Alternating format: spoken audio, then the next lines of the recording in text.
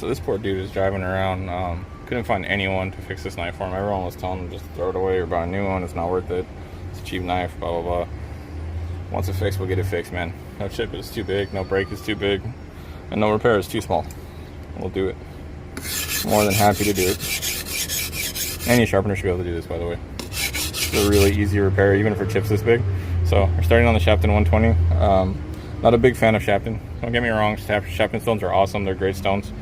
Just for repeated heavy use, like we do a lot of repairs here. This is probably the 6th Sharpening stone I've gone through this year, or through the last maybe 7 months, 8 months. This is the 6th Sharpening stone I've been on. This is how many repairs we do here. Now I'm just gonna use this. Yeah, the only thing I don't like about this new camera stand is that it just kind of picks up any vibration. Alright, anyways. Just gonna use the Sharpening 120 and we're gonna regrind new bevels on this.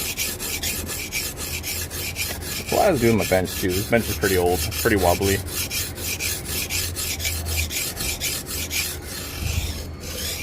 Need to fix the legs on it, that's for sure.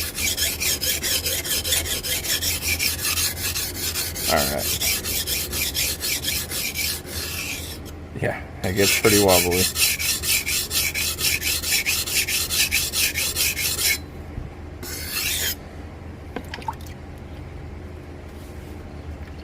Quick tip for everybody too, if you're new to sharpening with whetstones, keep a sponge nearby. You definitely don't want this aggressive grit getting on the next stone, and you definitely don't want this aggressive grit or your mixed grits getting on your tail that you're wiping this knife down with. So keep a sponge on hand.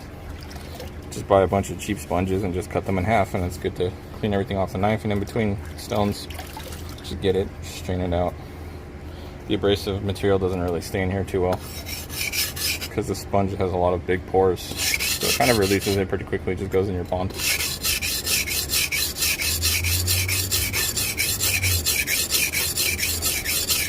Part of being a whetstone user is knowing what your whetstones can handle and knowing their limits, and I definitely was not about to sit here for 4.5 hours and run this damn thing on a whetstone. Really easy fix to start off on a rock and a sander or a Tormek wheel, and then come into your whetstones.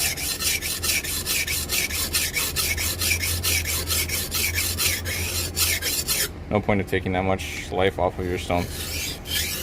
It's just a bit unnecessary if you ask me. Okay, let's see where we're at. Alright, I'm happy with that. Put that guy away for now. Alright, let's see.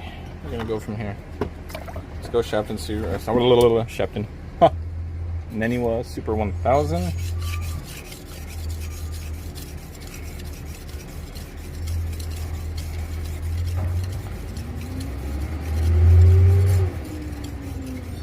This is a really nice little cleaver. Yeah, I wouldn't say it's too cheap to repair it. I don't think any knife is too cheap. If people want their shit fixed, it's gonna get fixed. If they're cool with the price that we quote them, it'll get fixed. That's what we're here for. We're the oddball sharpeners. We take all the jobs that everyone else doesn't want or won't do. Kind of like a little sharpening emporium.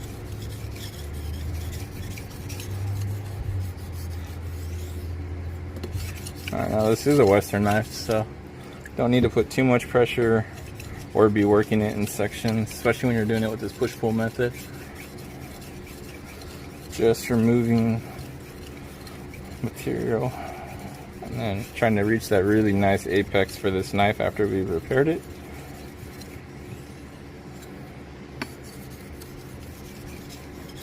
If you see me flip-flopping back and forth, it's because I could still hear something that I don't like.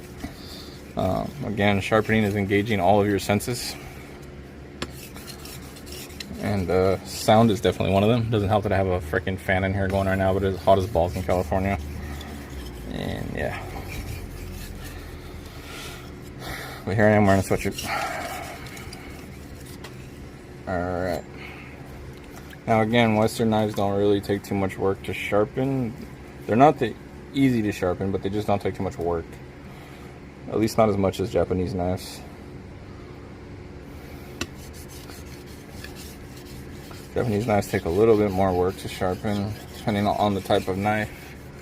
If you're gonna put a koba on it, what you're gonna do with it. I'll shut up now. See, people like the sound of sharpening and the ambient noises of the background. Okay. Good there. Put this knife off to the side real quick. Where are you? Jeez, how deep is this pond? Oh, it's over there. It's hiding from me. Okay. Only downside to pink stuff, like the Arato-kun and the double time flattening stone pink oxide, they just get dirty. They don't maintain that really nice pink color. Even my Naniwa pink stone for harder steels never maintain that color. Kinda sucks. Oh well. Again, flatten your whetstones. Man, I said I was gonna shut up. She's a talker.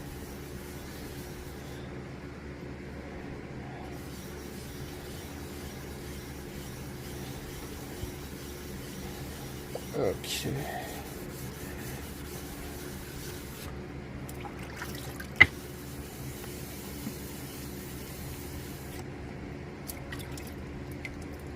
Good enough.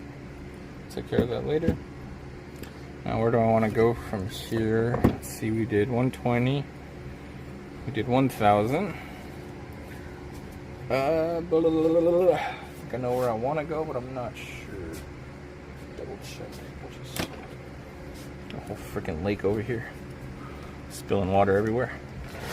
That's why this wonderful tarp is here. Let's see. You know what? Yeah, let's go here. We're gonna go with the Hindustan stone. This will be a good finish for this cleaver. Put a really nice edge on it. Nice toothy, smooth Hindustan edge. That's what I like to call it, because this stone puts a very, very unique edge on knives. These Hindustan stones cut like Umura stones. Kind of cut like Binsus if you make a slurry on it. But the edge is like a 4,000, 3 to 4,000. Really, really nice. Sounds strange, I know, but really, really unique stones. Love these things. I'm glad I nabbed 2 of them when I had the chance. I don't know how you're gonna find this. My God, I said I was gonna shut up. I guess I have a difficulty shutting up.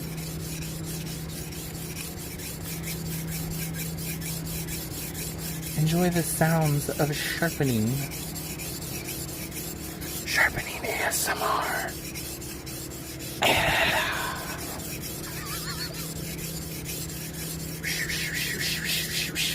Why the hell do people want to hear that? Good God. I don't want to hear it. I love doing this and I don't want to hear it. I don't want to hear myself talk either, so. Shut the fuck up. Oh, shit. Alright. Let me see where we are. Ooh, look at that. Fancy. Very, very nice. He did ask if we can round the edge a little bit, or make it, you know, more rounder, because he wants it to kind of rock for what he's doing. So I think we did pretty good reprofile on it to be more rounder.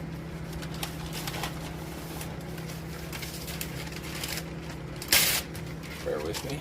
Just getting some newspaper here. Oh yeah. Now people complain when I try cleavers on newspaper that you should be able to just shear it. I don't really want a cleaver to do that. As long as you can cut the newspaper, I'm happy with it. Cleavers are very heavy duty knives. They're meant to be very thick edged. If you can look at this thing, right? If I thin it out so much that it's just shearing through newspaper, it's too sharp. It's too sharp. It's not going to stay sharp for very long, especially because most people are going to take this and just. Alright, again. There we go. Yeah, I think you can go a little bit longer. I think you can benefit from a strop. Yeah, you can benefit from a good stropping. This Hindustan stone works really fast, really beautiful stone. You guys have probably seen me do this 1,000 times in the past recently, but yeah, I'm gonna shove this product in your face as much as possible.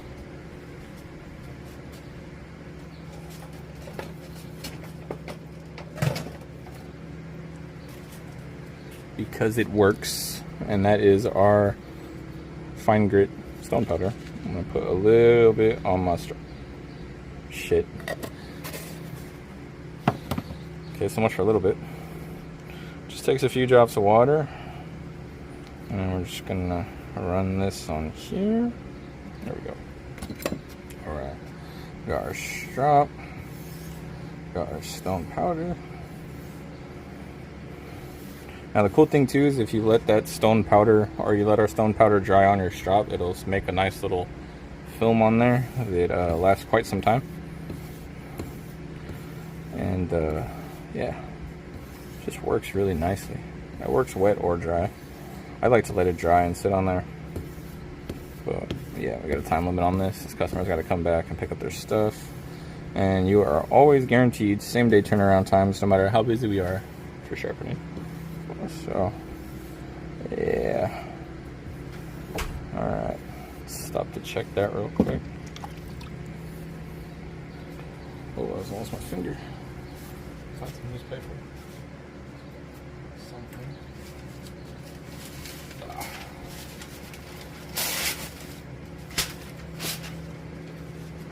Okay. Yeah, that's nice. Okay.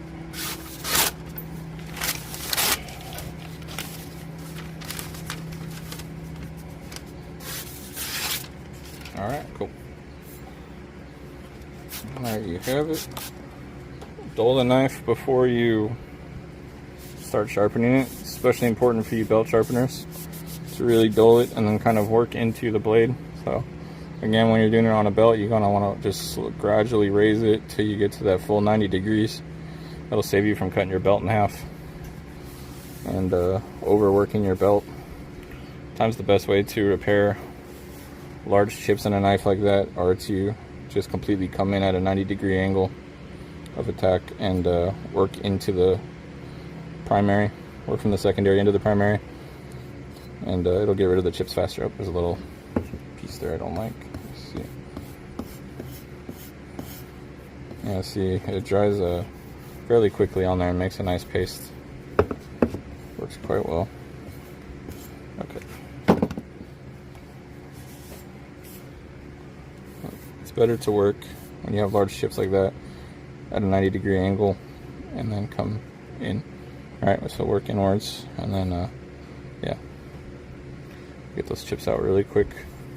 It saves, especially if you're using like a Ken onion or a 1x30 like we were using earlier, it'll save your belts and save you some time as well, so you're not spending forever on it and wearing down your belts too fast. But there you go.